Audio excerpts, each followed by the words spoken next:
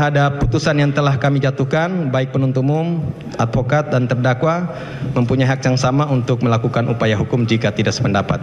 Dan untuk putusan, di awal kami sampaikan bahwa putusan ini sudah lengkap dan akan kami serahkan besok, sudah bisa terupload untuk bisa diterima masing-masing pihak. Demikian untuk putusan hari ini nyatakan selesai dan ditutup.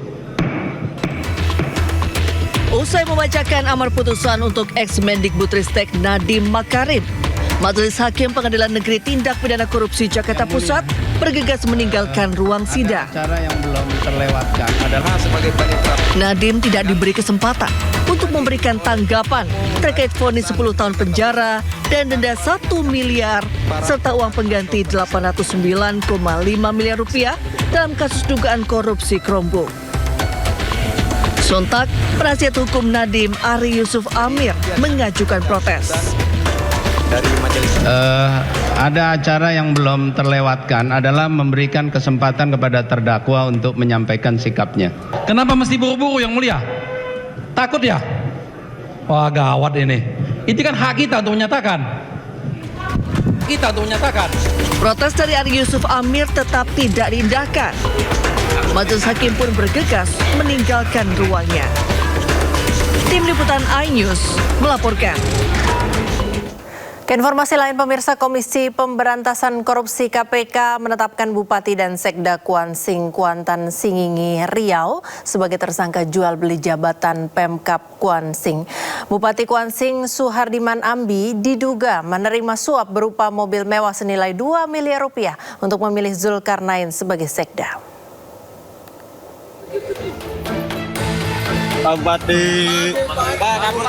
Mengenakan rompi oranye, Bupati Kuantan Singingi atau Kuansing, Suhardiman Ardi ditetapkan KPK sebagai tersangka kasus dugaan suap jabatan di lingkungan Pemkab Kuansing.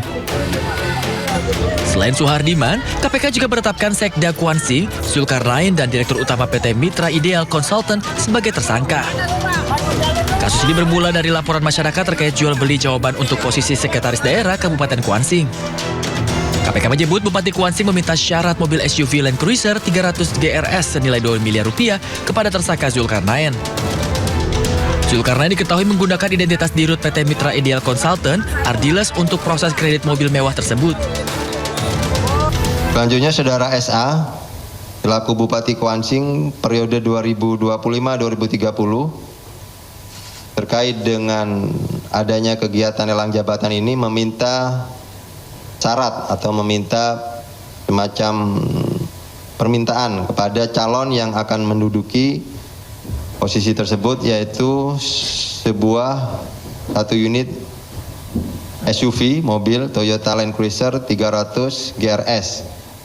Ini diminta kepada pihak atau calon yang akan mengikuti proses seleksi jabatan Sekda Kabupaten Kuansing. Dalam perjalanan lelangnya, kemudian hanya ZKN yang kemudian menyanggupi permintaan dari Saudara SA. Tersangka Zulkarnain juga pernah memberikan suap mobil Pajero Sport seharga 700 juta rupiah untuk posisi Kepala Dinas PU Kabupaten Kuansing tahun 2021 silam. Dari Jakarta, Kevin Pakan, Ade Supriyatna, iNews melaporkan. Bupati Purwakarta Saipul Bahri bin Zain meminta maaf atas viralnya lagu Lalaki Langit Lalanang Bejat yang diciptakannya. Om Zain menegaskan bahwa awal mula lagu itu dibuat.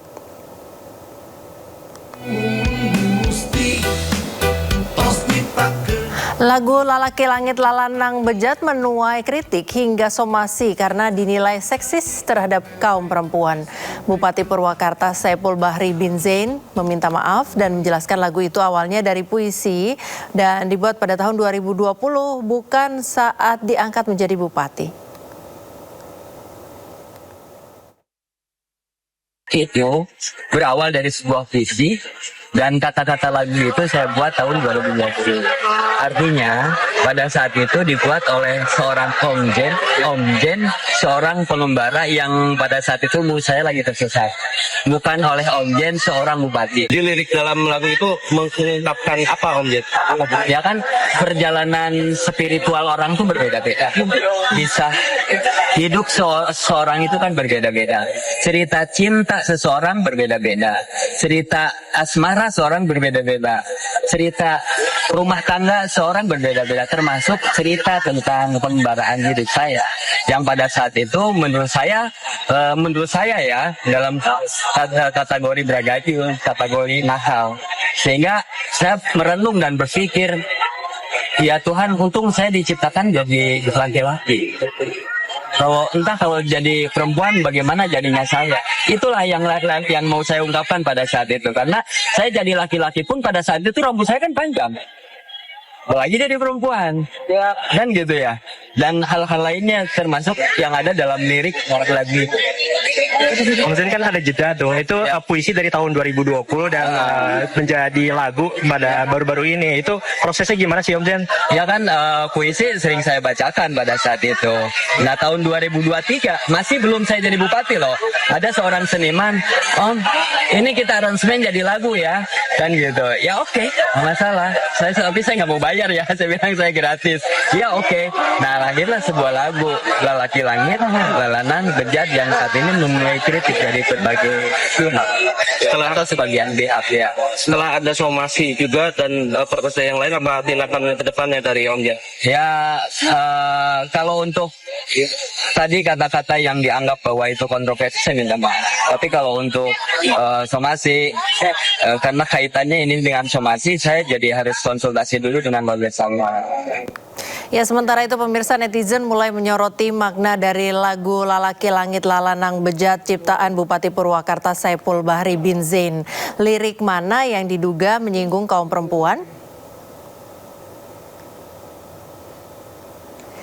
Beginilah lirik lagu yang ramai diperbincangkan di media sosial. Ada beberapa kata dalam lirik lagu yang diduga melecehkan kaum perempuan. Seperti lirik pembuka yang berisi, "Terima kasih Tuhan sudah menciptakan saya jadi laki-laki.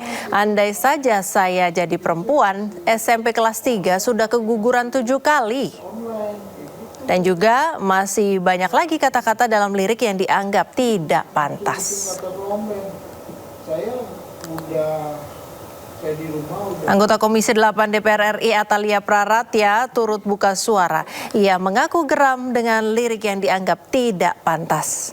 Atalia menganggap sepositif apapun mencoba memahami lagu, namun tidak ditemukan lirik yang menghormati perempuan.